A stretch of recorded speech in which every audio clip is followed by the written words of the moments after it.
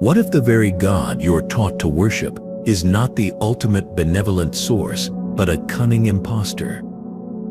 We are going to unearth the deepest, most uncomfortable secret of existence, Yaldabaoth and the Demiurge, the cosmic lie they absolutely do not want you to know. The illusion. For centuries, the mainstream faiths, the ones taught in gilded temples and whispered in quiet prayers, have painted a picture of a singular, all-good, all-powerful creator, a God who spun the stars into being, sculpted the mountains, and breathed life into humanity. You've heard it. You've felt the comfort of that narrative, the stability it promises. But for those who dare to look beyond the veil, for those who read the forbidden texts, the ancient scriptures that didn't make it into the official canon, a different story emerges, a darker truth.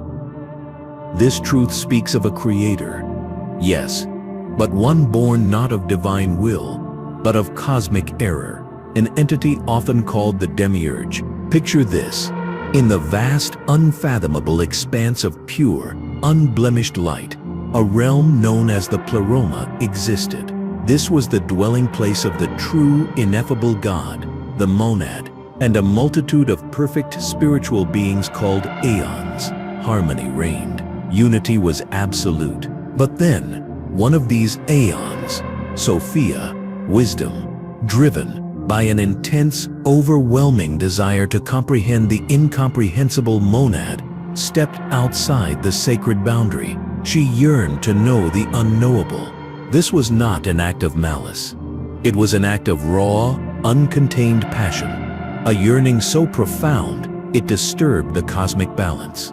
From this unholy union of pure light and misguided yearning, without a divine consort, an imperfect, monstrous being was born. This creature was Yaldabaoth. He was an abortion of light, cast out from the Pleroma, separated from the fullness of the divine. He was born of Sophia's ignorance and her unbridled desire. And he was arrogant, he was blind, he saw only himself and believed himself to be the sole deity. Yaldabaoth, whose name often translates to child of chaos or he who rules the void, found himself alone in a vast, empty darkness.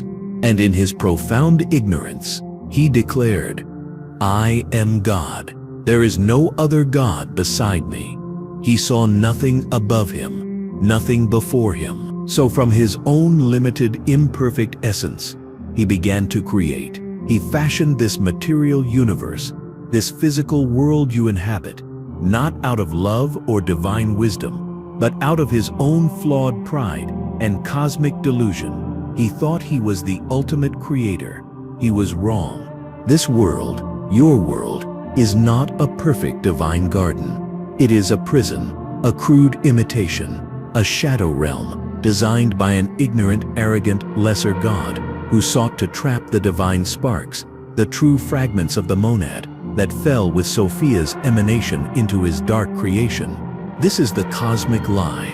The world is a deliberate fabrication, designed to keep you from remembering your true divine origin.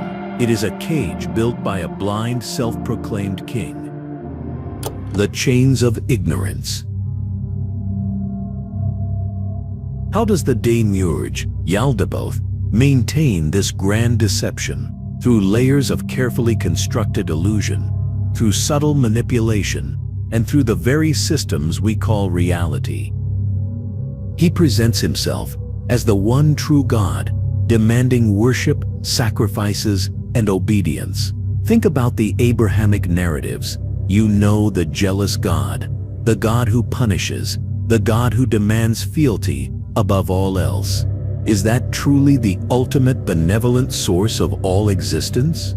Or is it the voice of a lesser being insecure in his own dominion, desperate to maintain control over his accidental creation?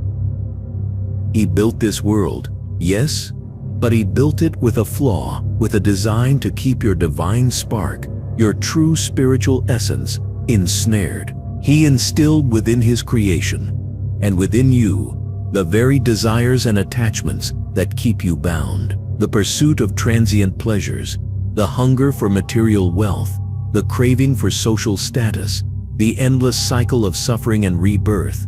These are the chains. These are the distractions. They prevent you from looking inward, from remembering the divine light that yearns for liberation. Yaldabaoth is not alone in his dominion.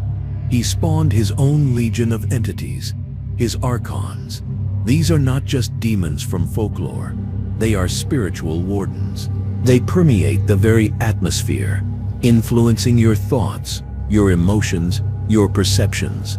They whisper doubts. They amplify fear. They sow discord. They are the enforcers of the cosmic lie, ensuring that humanity remains asleep, unaware of the true nature of their imprisonment. They delight in maintaining the illusion that this physical existence is all there is, or that true liberation comes from following external rules rather than internal truth. They are the unseen architects of societal norms, the engineers of conformity. They ensure that conventional wisdom, often contradictory and limiting, remains unquestioned.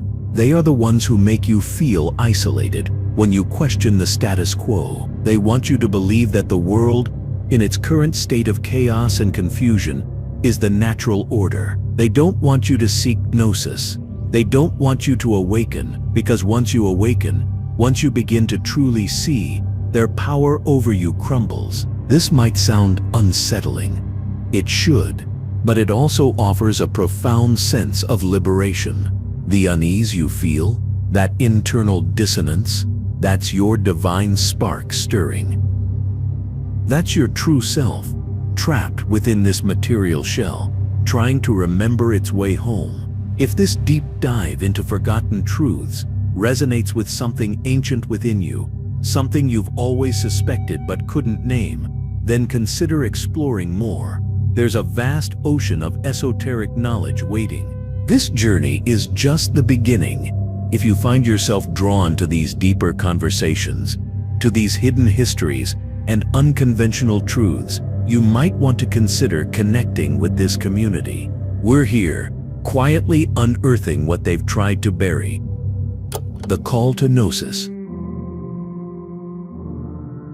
So how does one break free from the grand deception of Yaldabaoth and his Archons? Not through blind faith, not through empty rituals, but through Gnosis. Gnosis isn't just knowledge in the intellectual sense. It's an inner knowing, a direct, experiential revelation of your true divine nature and the true nature of reality. It is the awakening of that imprisoned spark within you, a remembering of where you truly come from. This journey begins with self-knowledge. You must look past the identity assigned to you by this world, past the ego constructed by society, past the fears whispered by the Archons. You are not merely a physical body, subject to decay and death. You are not simply a product of your circumstances. You are a fragment of the divine, an echo of the true God, temporarily residing in this flawed creation. Recognizing this truth, internalizing it, is the first and most critical step. It shifts your entire perspective from being a slave of the Demiurge to a divine being on a path to liberation. To achieve Gnosis, you must actively reject the cosmic lie. You must question everything. Question the authorities that claim absolute truth. Question the systems that promise salvation through external means. Question the material pursuits that offer only fleeting satisfaction. The Demiurge thrives on your ignorance and your acceptance of his limited reality. When you actively seek knowledge, when you probe the uncomfortable truths, you begin to dismantle his illusion from the inside out. Consider the figure of Jesus, for example. In conventional Christianity, he is the Son of God, sent by the one true God. But in Gnostic texts, a radical and profound reinterpretation emerges. Jesus is not the son of Yaldabaoth. He is an emissary from the Pleroma, sent by the true God to awaken humanity. He is a guide, a revealer of Gnosis, a liberator. His teachings, when stripped of the layers of later dogma, are about inner wisdom, about recognizing the divine within, about transcending the material prison. He didn't come to validate the Demiurge's creation. He came to show you the escape route. He came to point you back to the pleroma, to the true unknowable source. The struggle against unknowing is immense. The Archons will resist. They will manifest as doubts, as fears, as distractions. Society will pull you back into conformity. It's comfortable to remain asleep. It's easier to accept the narrative handed down through generations. But the path of Gnosis demands courage. It demands a willingness to be uncomfortable, to stand apart, to face the unsettling truth that everything you thought you knew might be a carefully constructed deception. Breaking the cosmic code. Once you begin to see Yaldabaoth for what he is, a blind, arrogant, lesser deity, the world around you transforms. Suddenly, old scriptures, ancient myths, even the very concept of evil take on new meaning. You start reinterpreting everything. The serpent in the garden could be seen not as a tempter to evil, but as a revealer of knowledge, a bringer of Gnosis, encouraging Adam and Eve to defy the ignorant creator and seek deeper understanding. The fall becomes an awakening, a move toward true consciousness, even if it meant being cast out of the Demiurge's fabricated paradise. This isn't about mere intellectual exercise. This is about inner work. The journey to Gnosis is a psychological and spiritual liberation. It means examining your own inner landscape, identifying the archonic influences that dictate your fears, your desires, your limiting beliefs. It means consciously choosing to align yourself not with the laws of the Demiurge, the laws of karma, of material consequence, of fear, but with the liberating truth of the pleroma, the realm of pure consciousness and boundless freedom. When you embody Gnosis, when you truly recognize your divine spark and the illusion of Yaldabaoth's creation, your reality begins to shift. You no longer react to the world as a victim of fate. You become a conscious co-creator, able to manipulate the very fabric of this reality because you understand its illusory nature. You manifest not by begging an external god, but by aligning your will with the true divine within you. You see through the machinations of the Archons, recognizing their attempts to sow division and confusion, and you refuse to participate in their game. This radical shift changes your interactions. It changes your decisions. It changes your entire existence. You learn to speak truth. Even when it's inconvenient, you choose authenticity over superficial acceptance. You begin to dismantle the chains that bind you, one conscious choice at a time. The world doesn't magically become perfect, but your perception of it and your place within it becomes undeniably real, undeniably free. This kind of knowledge, the kind that cracks open the foundational myths of your existence, isn't easy. It's not meant to be. It can be isolating. It can be profoundly unsettling. It challenges every comfort, every assumption, every ingrained belief. But what is comfort compared to truth? What is fleeting peace compared to eternal freedom? This particular journey, delving into the true nature of reality and the entities that shaped it, is part of a larger conversation. We have other deep dives into esoteric knowledge, into forgotten lore, and the very real spiritual entities that interact with our world. If this unraveling of reality excites and challenges you, if it sparks a hunger for more, you'll find other paths to explore in our Esoteric Knowledges playlist. The link will be in the pinned comment below this video. Go there, continue the journey. Beyond the veil of lies. The ultimate goal of Gnosis, the true fruit of recognizing Yaldabaoth and breaking free from his cosmic lie, is transcendence. It's not just about living a better life in this world. It's about preparing your divine spark for reunion with the pleroma. When you achieve true Gnosis, When your soul fully remembers its origin, the illusion of the material world begins to dissolve. The chains that bound you to the cycle of birth and death, controlled by the Demiurge, begin to vanish. Imagine perceiving the world not as solid matter, but as vibrating energy, as a dream spun by an imperfect mind. Imagine seeing through the Archons' manipulations, recognizing their whispers as mere echoes, powerless against your awakened will. This liberation isn't about escaping to a distant heaven after death. It's about transcending the very need for such a concept.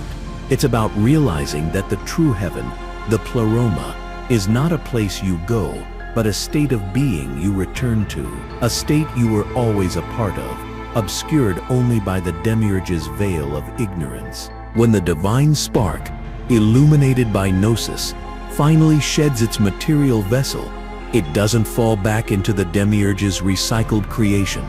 It ascends. It moves beyond the spheres of the Archons, beyond the gravitational pull of the cosmic lie. It rejoins the fullness of the monad, merging with the true unknowable God. This is the true liberation. This is the promise of Gnosticism. It's a path not of external salvation, but of internal remembrance. It's not about being saved from something, but about recognizing you were never truly trapped in the first place, only deluded. This journey is the hardest one you will ever undertake.